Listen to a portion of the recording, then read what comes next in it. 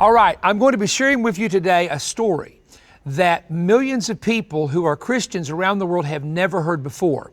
It's a fully documented story and it was shared with me many years ago, so let's begin. In 1917, toward the conclusion of World War I, there was the Bolshevik Revolution that introduced communism to the area of Russia.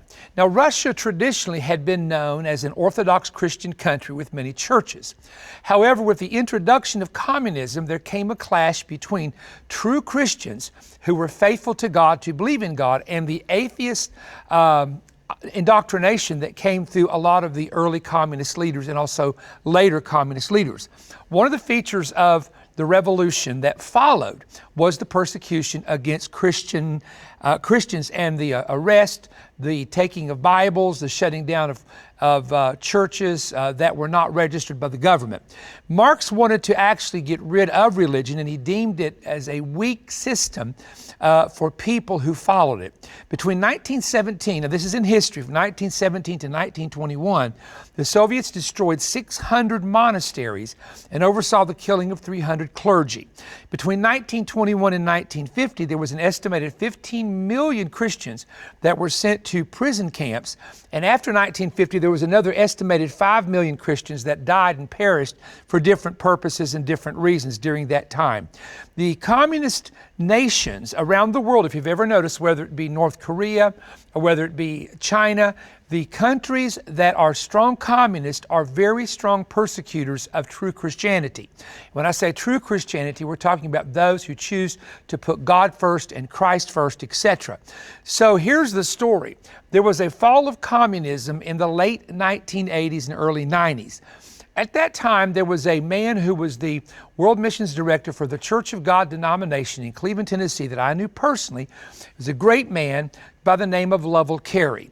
Lovell Carey made a trip to the Soviet Union that had collapsed, and it would again later be called Russia once again, the Russian Republic, or whatever name they're using at that time. And he met with the bishop of the underground, unregistered Pentecostal church. And these were secret believers that had gone underground for many, many, many years under communism. Many of them, when they were discovered, were severely persecuted. Some did suffer death.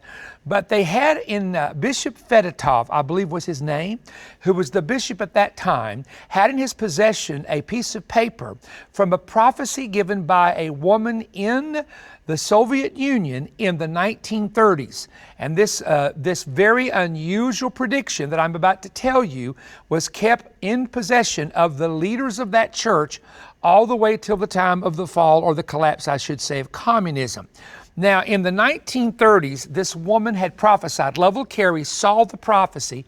It, of course, was not written in English. It was written in the Russian language. The bishop showed it to him directly, and this is what the prophecy said.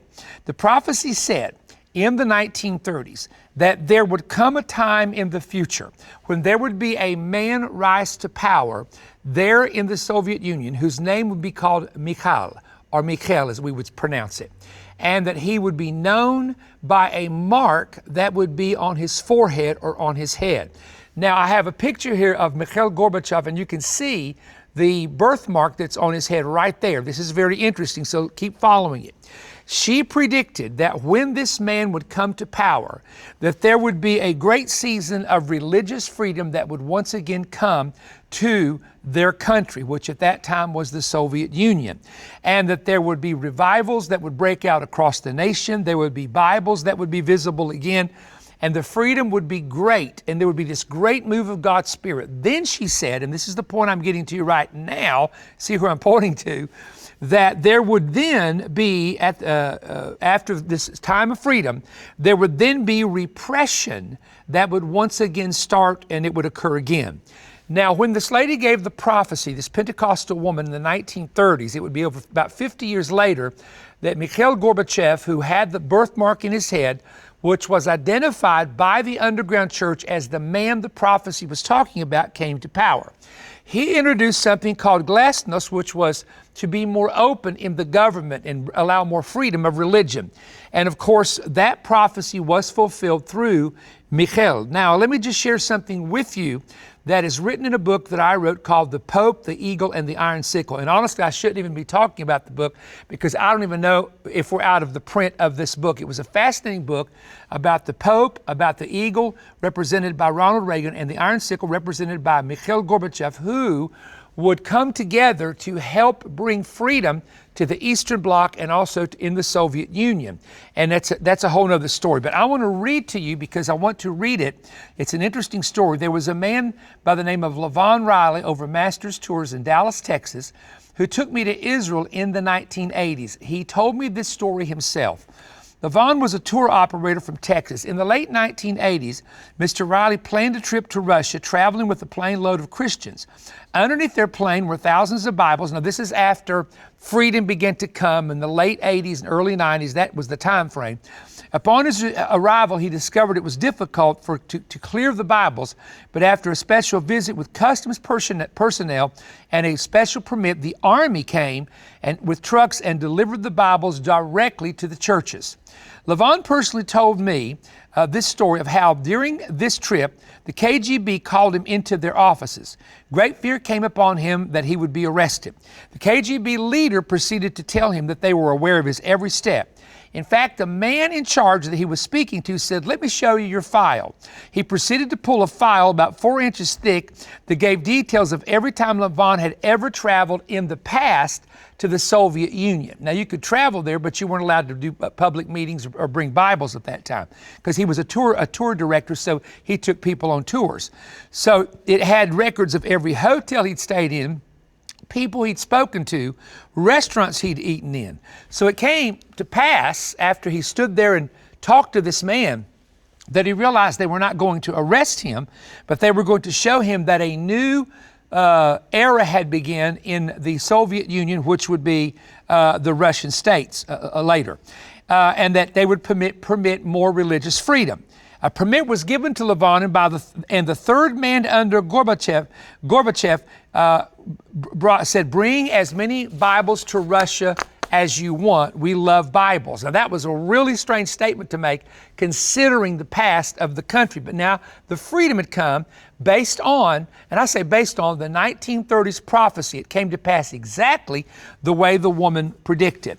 It was at this time that Levon also learned that the mother of Mikhail Gorbachev was an Orthodox Christian. She had prayed for Mikhail for many years that he would become a leader in Russia. During Easter, his mother would make a special cake and place certain scriptures on it.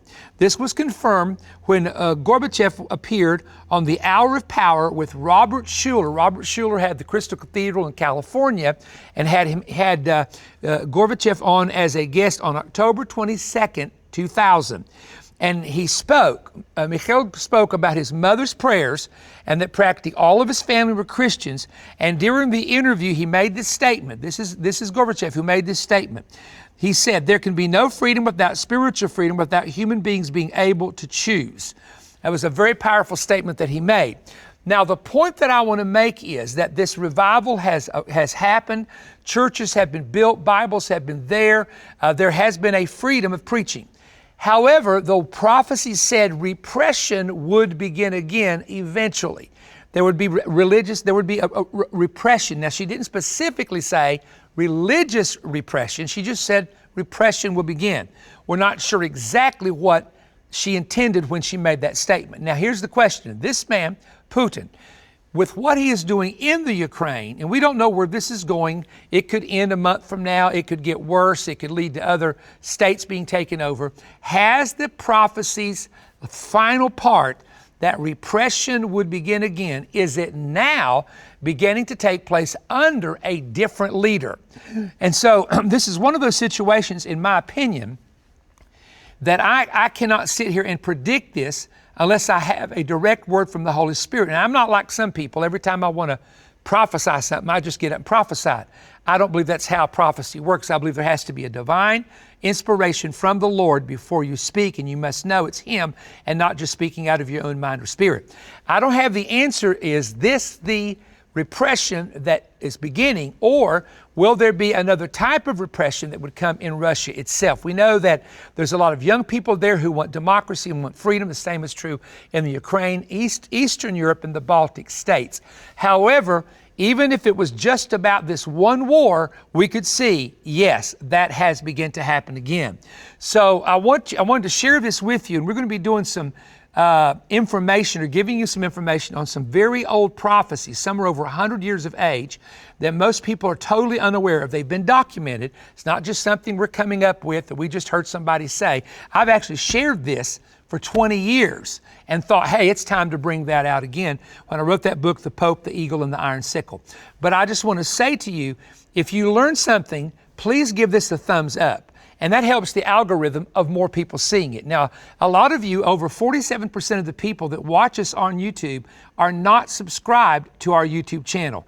Would you subscribe to our channel and show us how you love what we're sharing, the research we do, and you are just behind and you want more and more of these great teachings? That will help me to see that you're out there and you're interested. Do not forget that at the end of every single series that we do like this, there's a special resource that we make available.